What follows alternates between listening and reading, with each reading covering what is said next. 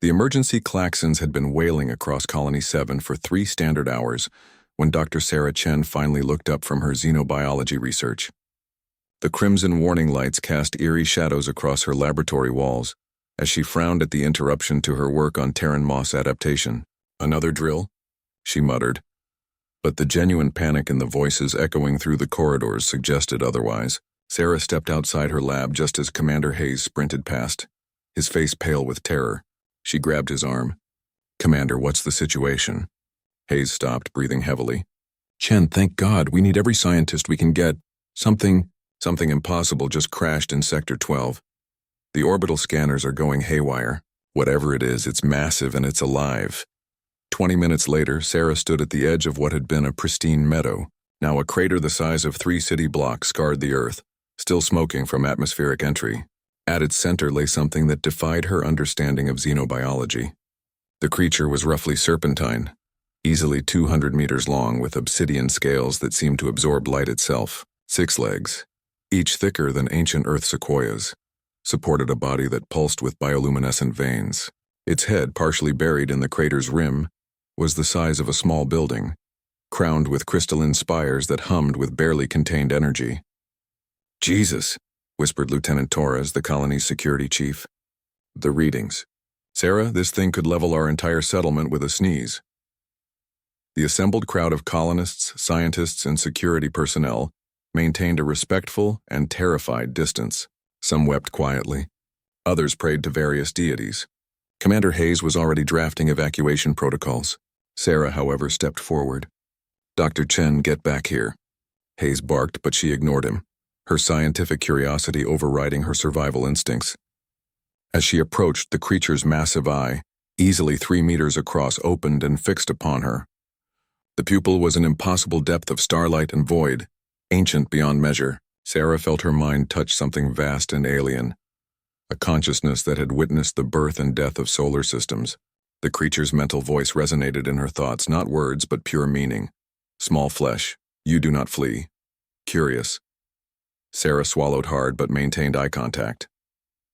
"Hello there, big guy. You're far from home, aren't you?"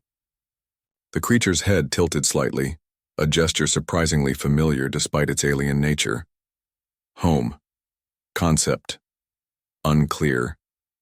This one travels, seeks, hunts.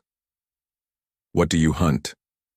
Worlds that resist, civilizations that expand beyond their boundaries. This one is Cleanser. Behind her, Sarah heard someone sob. A planet killer, a cosmic gardener that pruned civilizations like weeds, and it had found their small colony world. But Sarah noticed something the others missed.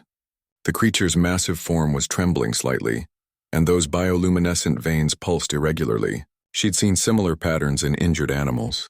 "You're hurt," she said softly. The great eye blinked slowly. Damaged, last world. Fought back, weapons of strange resonance. This one's void heart fractured, Sarah understood. The creature wasn't just a destroyer. It was a living weapon, probably created by some long-dead species for purposes lost to time. And like any weapon, it could break. Can I take a look?" The creature's mental laugh was like the sound of dying stars. Small flesh wishes to examine the world ender. Curious indeed. What happened next became legend throughout the human colonies.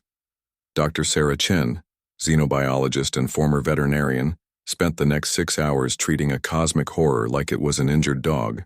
She discovered that the creature's void heart, an organ that seemed to exist partially outside normal spacetime, had indeed been damaged by some exotic weapon. Using a combination of quantum field generators and techniques she'd learned treating Earth animals, she managed to stabilize the temporal fractures. The creature, who called itself Devourer of Stars That Burn Too Bright, Sarah nicknamed it Dev, had never experienced kindness. For eons it had encountered only fear, hatred, or futile resistance. Sarah's gentle treatment of its wounds confused and ultimately transformed something fundamental in its ancient consciousness. "Why?" it asked as she applied a quantum bandage to a particularly deep gash along its flank. "Because you're hurt," Sarah replied simply, as if it were the most obvious thing in the universe. "And because I think you're lonely." Lonely. The concept seemed to resonate through the creature's being like a struck bell. For the first time in millennia, Dev considered its existence not as a weapon, but as a being. This one has been lonely for so long. Over the following days, an impossible friendship developed. Dev, despite being a planet-killing cosmic horror, displayed traits remarkably similar to social pack animals. It craved companionship, responded to positive reinforcement, and even seemed to enjoy games. Sarah taught it fetch using small asteroids. Commander Hayes nearly had an aneurysm, watching a creature capable of cracking continents gently placing space rocks at Sarah's feet, like a golden retriever with a tennis ball. The other colonists gradually overcame their terror as they witnessed their most dangerous xenobiology expert, essentially house-training a cosmic force of nature. Dev learned to dim its bioluminescence at night so the colonists could sleep. It helped with construction projects, delicately manipulating materials with appendages that could have crushed buildings. Most remarkably, Dev began to refuse its original programming. When its unknown creator's signals arrived commanding it to destroy Colony 7 and move on to the next target, Dev simply didn't. This one chooses, it declared, settling protectively around the colony's perimeter. These small flesh are pack, family. Dr. Sarah Chen had accomplished something unprecedented in galactic history. She had domesticated a weapon of mass destruction through the simple application of veterinary medicine and human compassion. 6 months later, when a hostile alien fleet arrived expecting to find Colony 7 destroyed, they instead encountered Dev, who had spent the time learning to be very, very protective of its new family. The fleet lasted approximately 30 seconds. Sarah found Dev afterward, coiled defensively around the colony, its crystalline spires still glowing from the brief engagement. "Good boy," she said, patting one massive scale. "Good boy." Dev's purr shook the ground for miles and could be heard from orbit. In the cosmic scheme of things, humanity had gained its most unusual guardian, and the universe had learned an important lesson. Never underestimate a species that looks at a planet-killing monstrosity and asks, "But can I pet it?" The galaxy would never be quite the same.